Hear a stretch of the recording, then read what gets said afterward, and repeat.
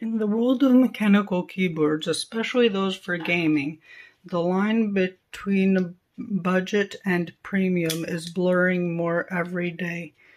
Nowhere is this more apparent than the Ajazz AK820 Max Ultra. Boy, is that a mouthful. On paper, it boasts features that you'd expect from keyboards that are twice the price. From gasket-mounted design and a tri-mode connectivity, to its optional, TTC Soldier King magnetic switches. The Ajazz AK820 is it doesn't just look good. I mean, to those who like it, I think I kind of like it. It also sounds great. It has a nice clicky feel. And it isn't really the choice if you want thocky or silent, but if you want quickie, it's just the right choice.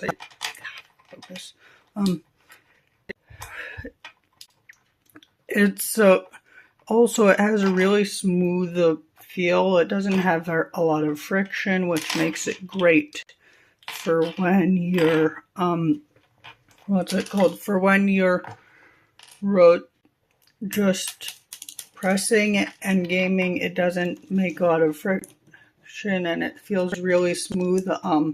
And also another cool thing about it, as tri-mode connectivity, it's should be assumed, but actually its one is pretty good. It was really convenient because actually my laptop screen is broken, so right now I'm hooked up to a monitor, but usually I can't take it really with me to school with the monitor, so I had to hook it up to my Quest 3 to work on the script. But because of the Bluetooth connectivity, it worked really smoothly.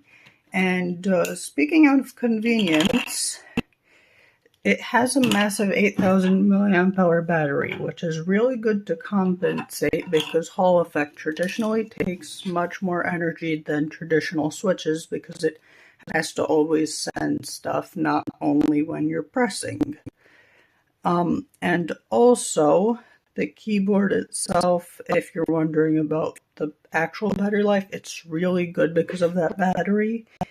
And it comes with a switch puller, a charging cable, the keyboard itself, of course, and a user manual and a dust cover. Doesn't really lack in anything in terms of that, for this price at least.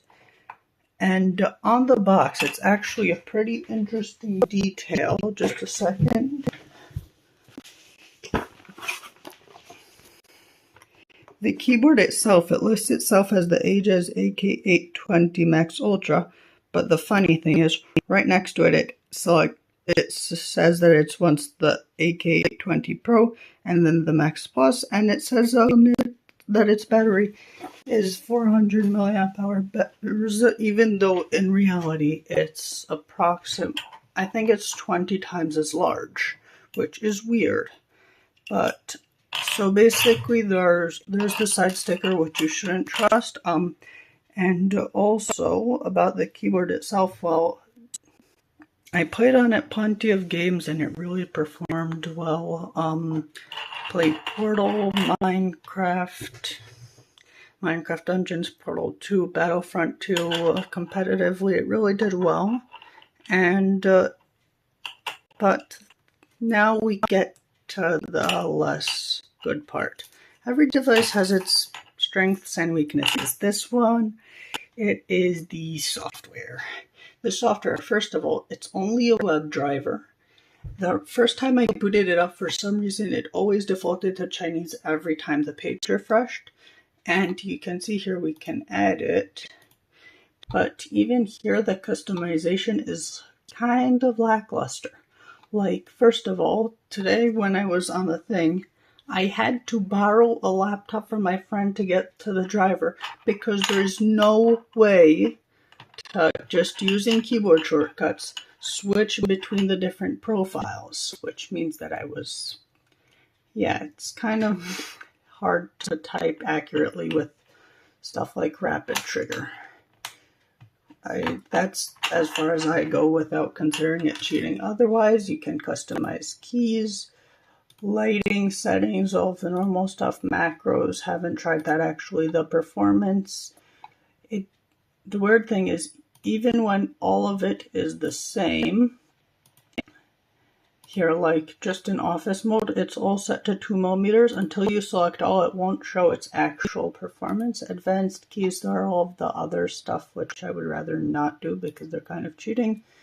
And lastly, you can switch to languages, manage updates, and all of that. The issue is it's kind of lacking in terms of customization, and even though it's a web driver, I tried it on Horizon OS for the MetaQuest. I tried it on Android. It only works in Windows as far as I can tell. Haven't tried it on Mac OS though. If someone knows, you can say it in the comments. That would be really helpful. Also, like basically, it's really hard to do stuff with such basic customization lacking without going into it, although that can be fixed easily with an update. So if Ajazz is listening, that would be a great improvement.